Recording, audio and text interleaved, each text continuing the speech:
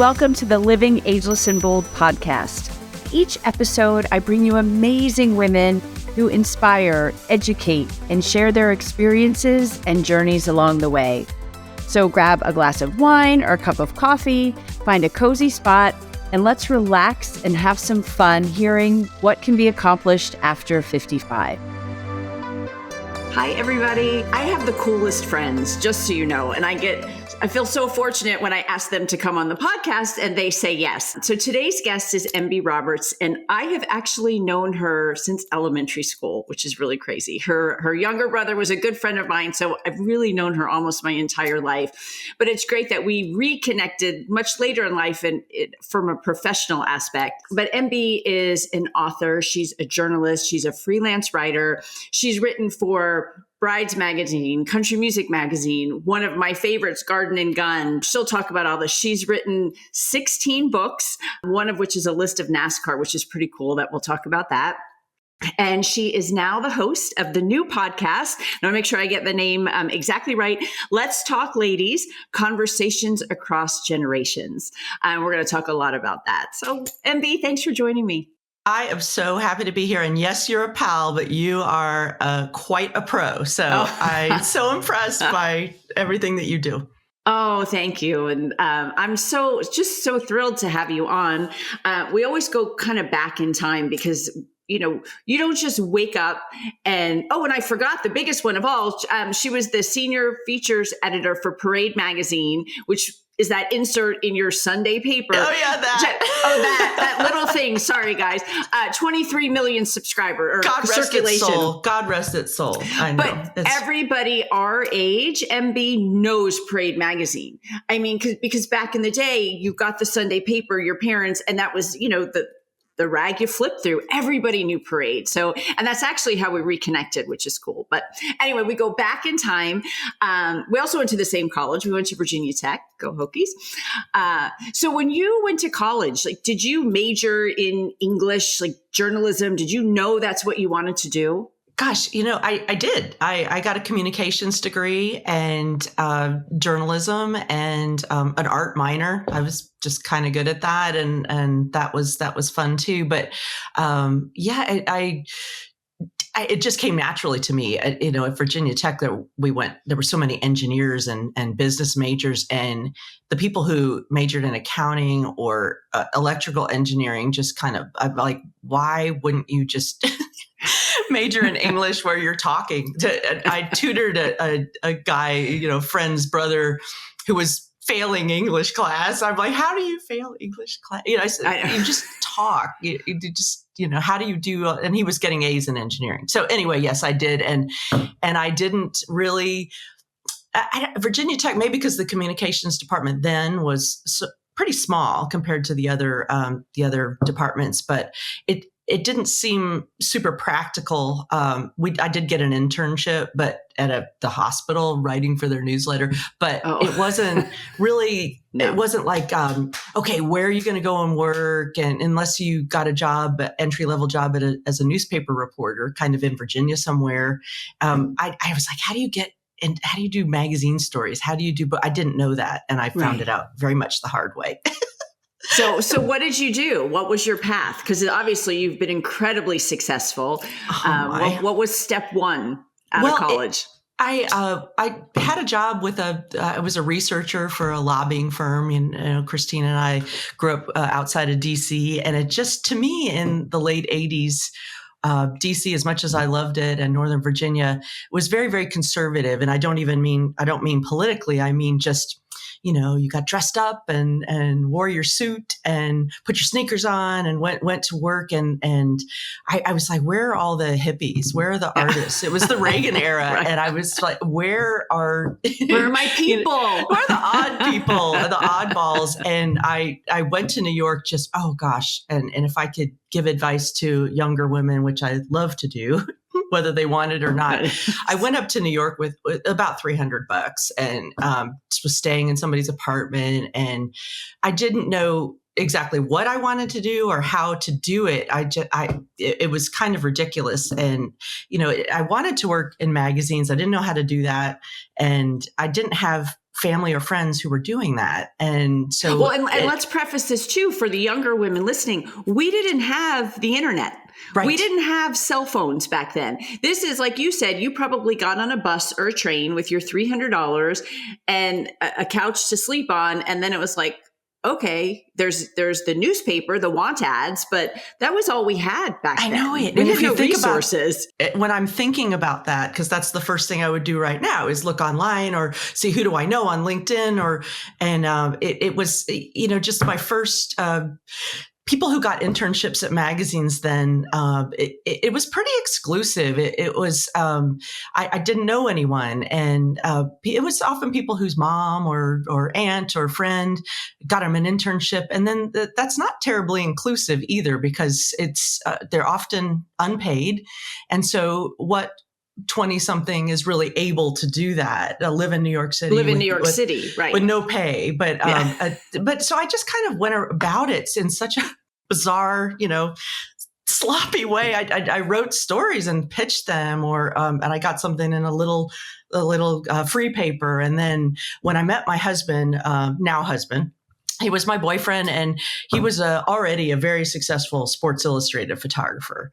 And I loved his group, his gang. It was like, oh my gosh, they're coming in and out of the Time Life building, and and we'd walk down the street, and at the newsstand, he'd go, hey, that's my picture, on the cover. And I'd Wow. tell the news guy, hey, he took that picture. The guy's like, like it thinks we're bizarre. Right. He goes, please stop doing that, I'd see someone on an airplane reading it and go, that's his picture. That's my boyfriend. He took that picture.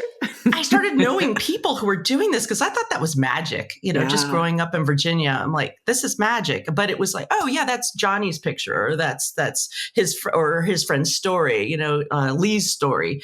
And so he said, hey, could you help me? I want to do some publicity and get more commercial work.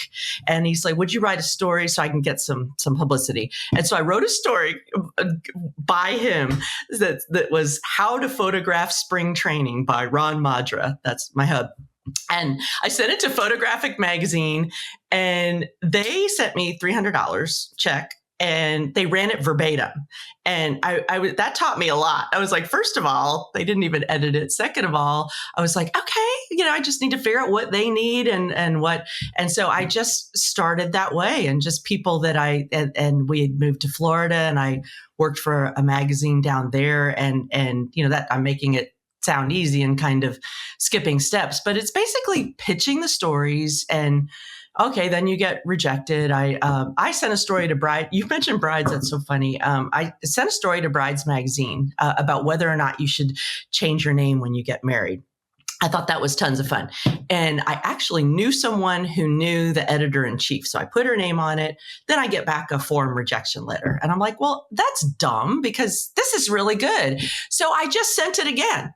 And I just sent it again to the same person. But in the middle, the person who had read it the first time, a new person came in. Maybe it was her first day. She opens it up and goes, oh, this isn't half bad.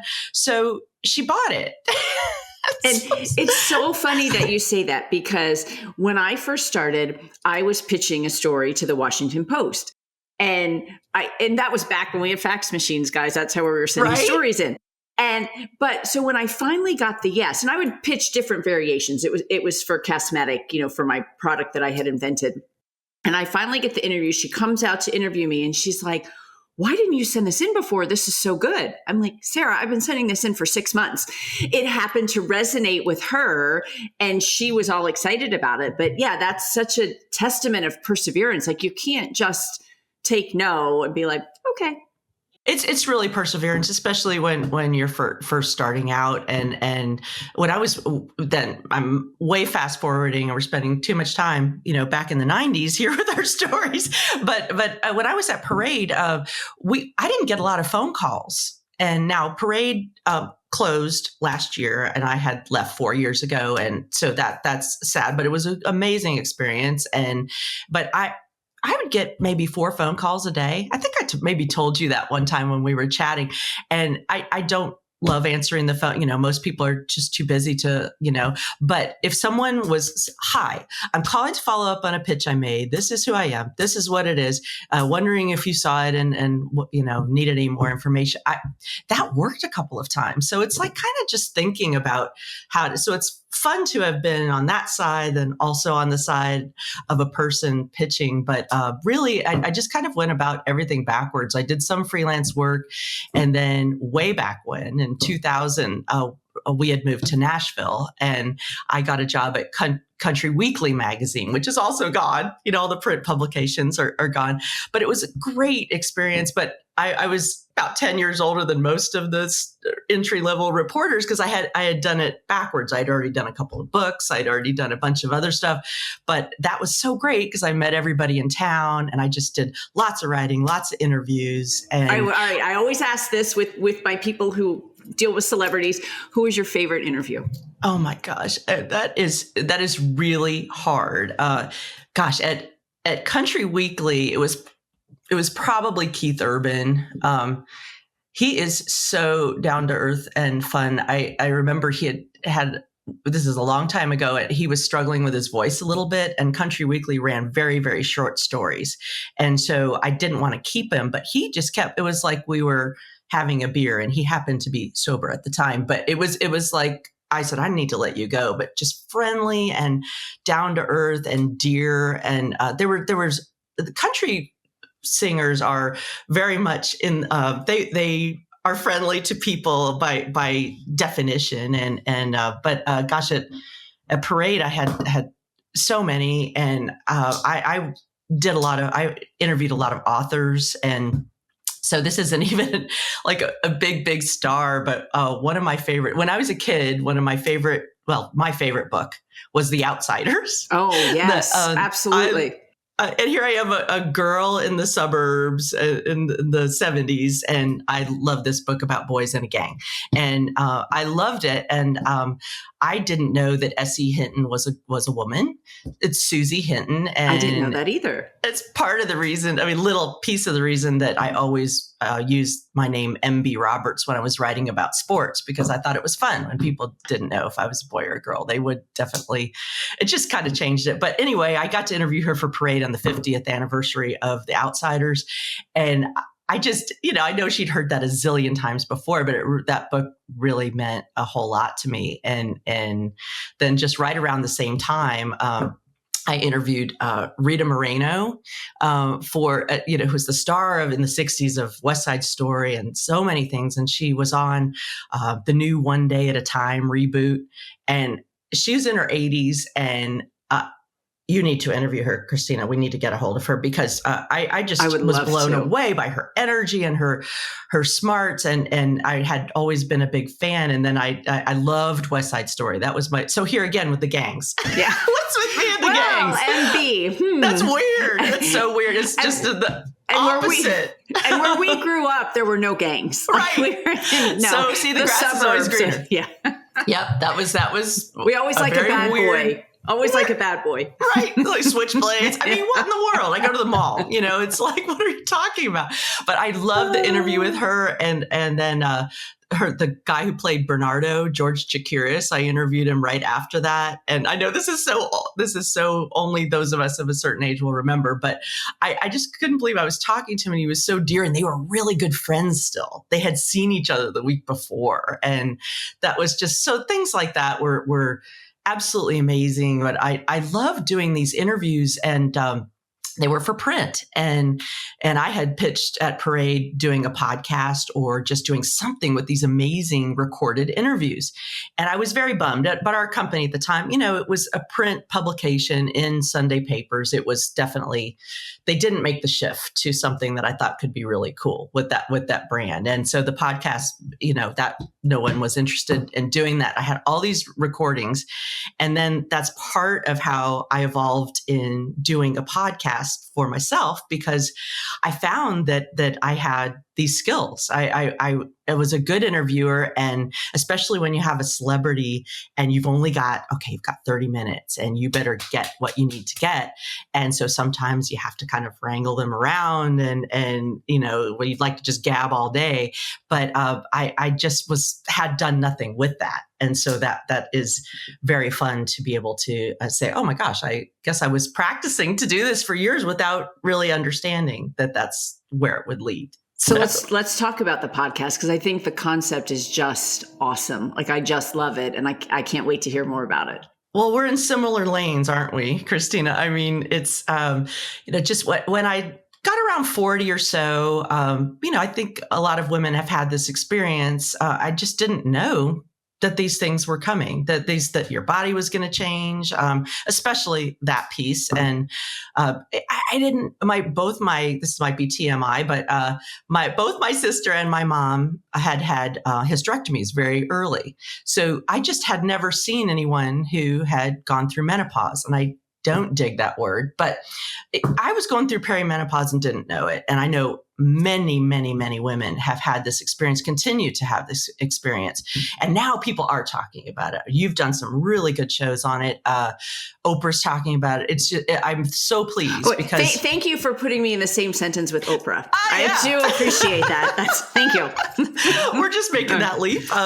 Little delusions of grandeur here. No, I just love that she's talking so much about it. But when things were happening to me, I'm like, why didn't I not know this? I thought I was going crazy, or my hair's falling out, or just these things that were just clearly, perimenopause. And so I was talking to friends, and I'd say, why did no one tell us this? And we just had these conversations about, I want to tell younger women that this is coming. And it started with I didn't want to have a menopause podcast. People are doing that much better. The aforementioned Oprah. And also I don't have that expertise. I'm not a doctor, but that's me too. I didn't want this to be all about menopause. It is right. We're there. And it's like, we'll talk about it, but it's right. And you definitely touch on it in like things like sleep or these things that you really can have a great conversation with. But it morphed. I was talking to a couple of friends for a long time. I'd say, well, what do you think about? And we realized, gosh, I wish that I had known. Like when I moved to New York, moved there with $300, really stupid. And if I'd had an auntie go, all right, we got to get you $2,000 in the bank, and then, at least have a part-time job so that you can eat, I didn't have that person. And so it morphed into a thing where we talk about, not just your body or beauty, but the beauty stuff is really fun. Do you need eye cream or not? Like the big scandal. But it's things like what do you do when you feel out of place your whole life? And like, how do you, and so it's talk to a 60-year-old woman, super successful on boards, all these things, but she still feels out of place because she's a woman of color, really tiny, everywhere she goes. And it's like, how do you deal with that? And how do you talk to somebody who's younger? And then the cool thing is that the younger women share things with us too. It's not just older women going, here, now listen, I want to give you this advice or tell you, but things are so different. Like we have a episode on marriage, yes or no. And so we talked to a very young woman, 30, who's to me very young, getting married this year. And I just was fascinated to compare the generations. My grandma, she was 27 when she got married, and it was feared she would be an old maid. It's like, thank God Edward came along, and it's like astonishing to me. And then my mom went to college to find a husband. She has said as much. She was not terribly. I just did an interview with a woman who's basically a professional storyteller, and she talks about that. Like, and their mother on her deathbed was like, "Please get married." Not thank goodness you're a successful, woman in business, but it was please get married. Like that was her dying wish for her 30-something-year-old daughter. Right, like that's the end all, and I just in my family, my pop was awesome, but he would enable me. He would do my taxes for me, or it's like, well, you're going to have a husband, so he'll take care of all that, and he took care of everything, and that's didn't have the best outcome for my mom didn't know how to do anything, And I know that's changed. But then it's fascinating what hasn't changed. We're have an episode where we're talking about how women speak at work and the language you use. And I thought, well, it's not like it used to be. You don't have to, just be so soft but I find a lot of 20 somethings really being self-deprecating and sort of using language. Like I always say, don't use the word just, take that out of all your emails. I use just. We all do. Yeah. Or don't use the word should. Just I had a contest with a friend to see how often you say should. Oh, I should really call my mom. I should really go work out. But if you just rephrase it to say, I am. My mom would appreciate it if I would call her this week, so I'm going to do that. Or I would love to make time to work out. It's just interesting when, and I think it's it's mostly a female thing. And I would have. There's no question. Even today, like there's no question that women aren't good at being their own megaphone. I work with women all the time with this, and we talk about this. Like a male will apply for a job, and there's 10 criteria, and he has 5 of them, and he will apply and BS his way through it. A woman will not apply unless she checks every box. I cannot believe you said that. I gave that example. I was having a coffee with a young woman, 25, who reached out. She graduated from Virginia Tech and found me, and we were just chatting. And we talked about that very thing because she actually said, well, I was going to apply, but I've never done video. And I said, do you know that all the guys have already applied? Like, apply and have the conversation. Don't lie that you can do it. But when you get in there, say, I've looked this up. I'm familiar with this software, but I'm not an expert, but gosh, can't wait to dig in and learn it. I'm a fast learner. And I go through this because I mentor students at Virginia Tech and a lot of young women, and they'll go to apply for a job after school. And it says, 1 to 2 years experience. And they say, oh, I can't apply for that. I don't have that. I'm like, you just went to college for 4 years. You worked every summer. You probably had an internship. That all counts.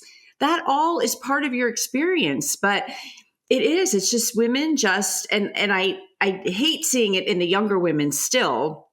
And that's why I love speaking to college kids, because when they hear my story and where I am today from where I started, they're like, oh my gosh, I can do this. I've got this.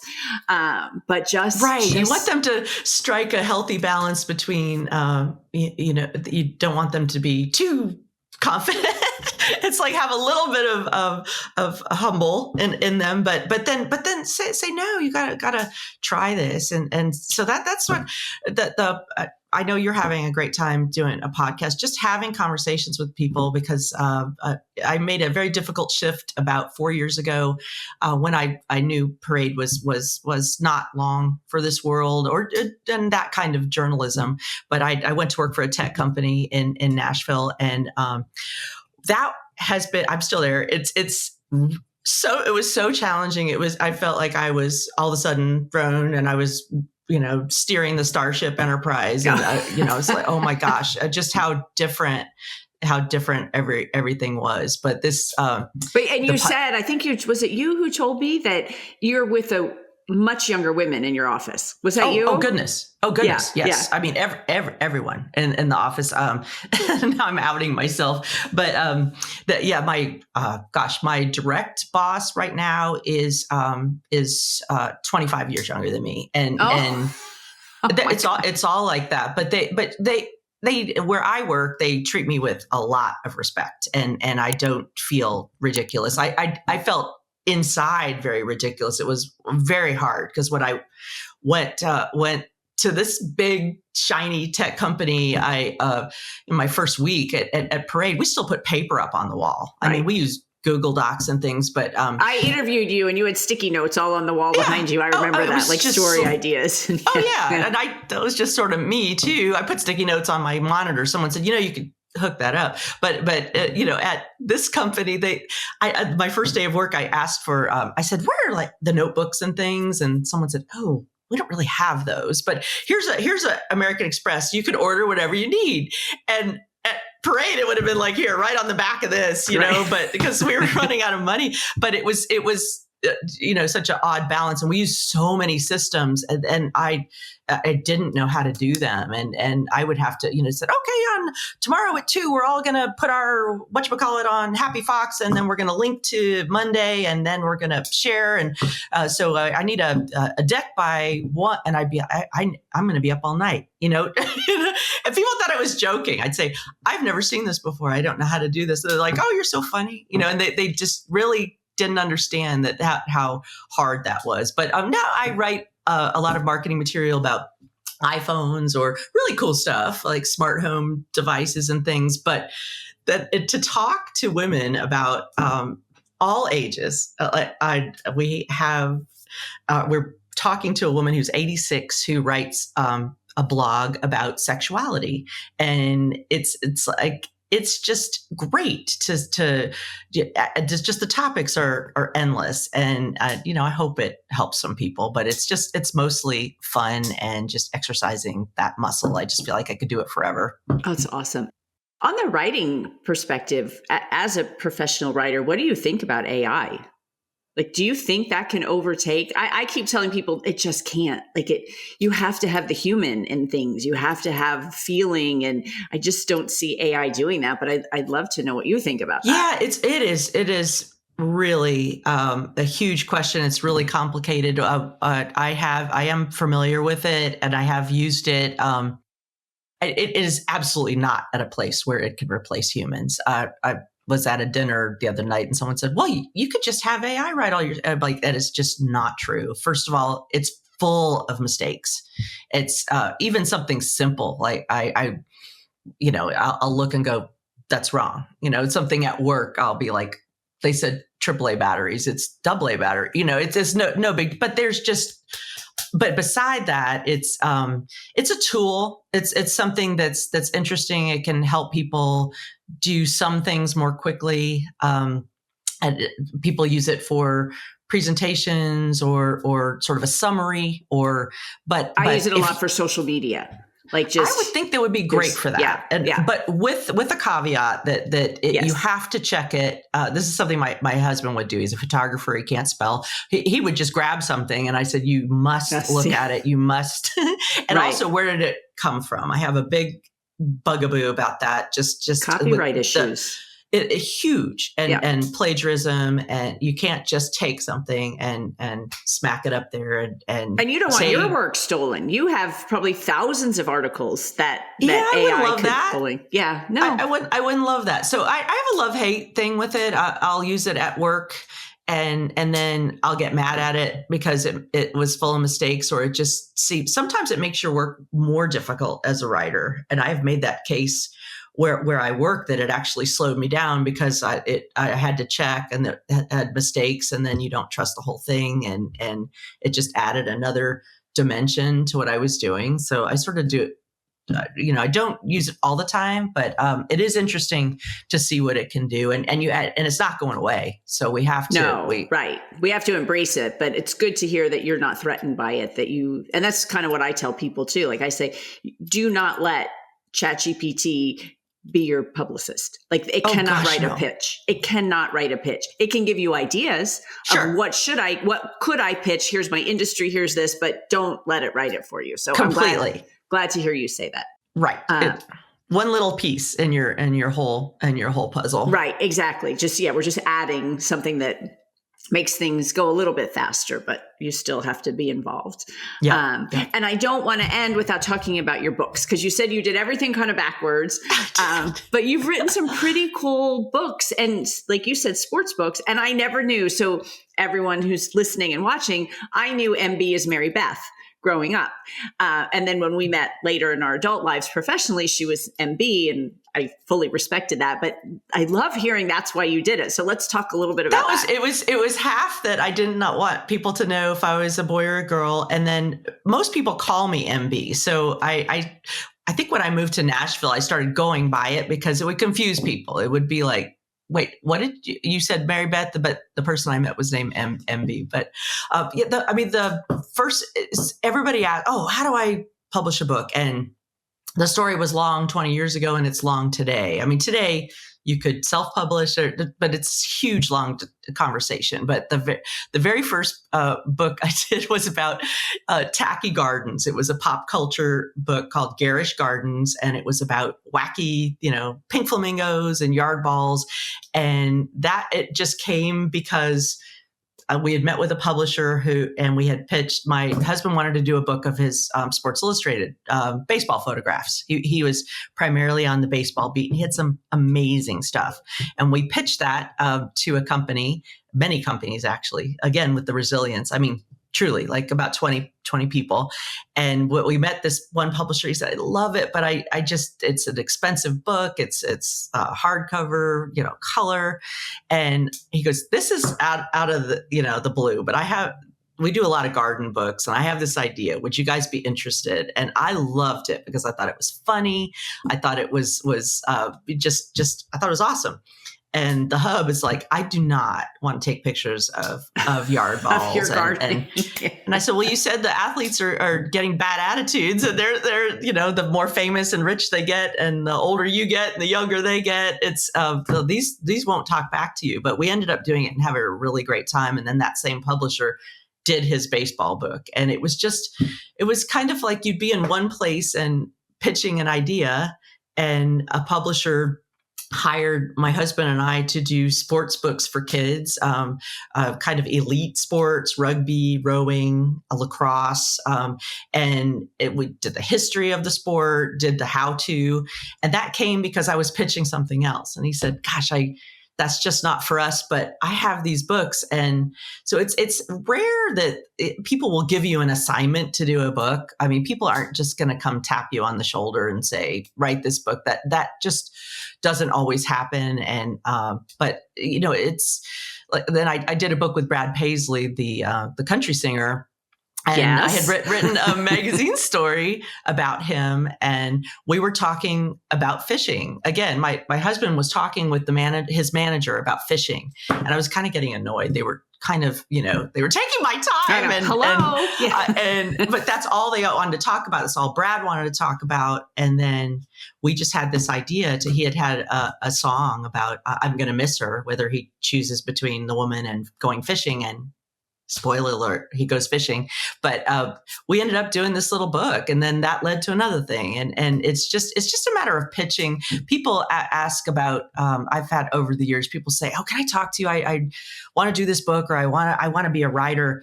And I'm like, well, the first thing you have to do is you have to write something. I mean, I have literally had people who's like, I really want to be a writer. And I said, well, what have you written? I mean, not even published, not even big, but well, nothing yet. But, and then I'm like, you have to have something to start with, to show. And you don't always have to write the whole book when you pitch it, but you have to have something down, or it's just, you need to write every day. It's called button share. And just that leads to, I have like 20 book proposals back in these old fashioned files that just never went anywhere, but it led to maybe something else. And so you have to do the work. But I did a books kind of one after another. It seemed like one led to the other, and but then you're just sitting all day, every day.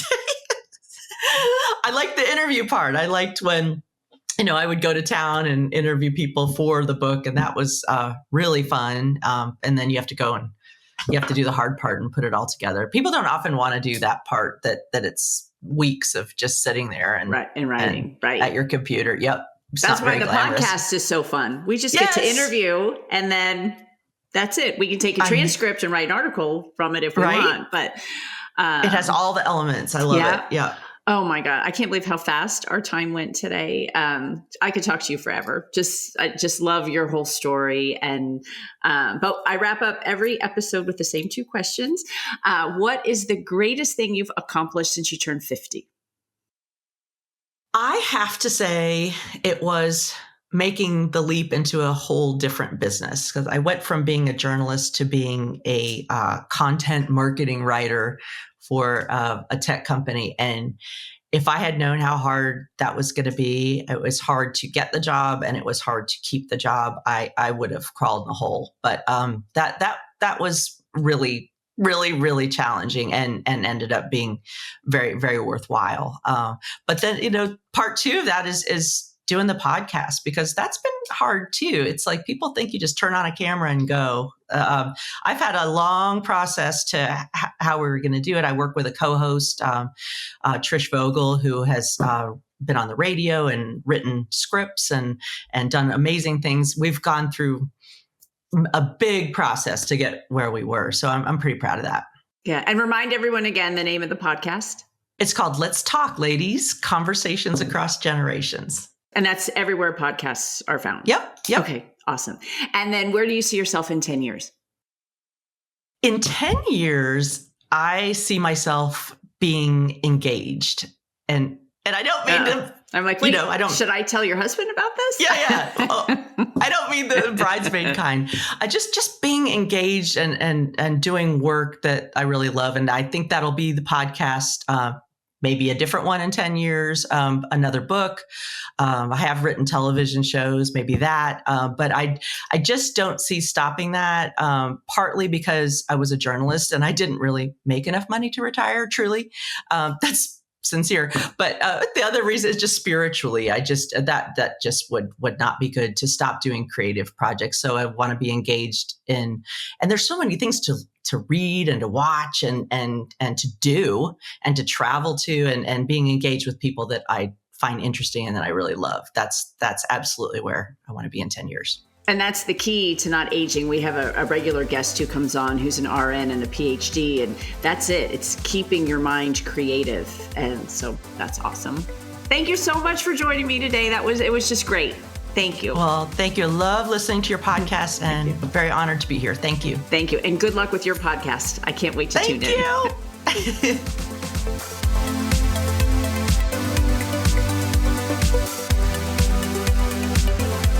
Thank you for listening or for watching this episode of Living Ageless and Bold. If you haven't already, please make sure you hit subscribe. And if you like the episode, I hope that you will give us a great review. You can also head over to livingagelessandbold.com and sign up for information, inspiration, and exclusive opportunities for us, women over 55. Thanks for listening. And remember, no matter what you do, keep living ageless and bold.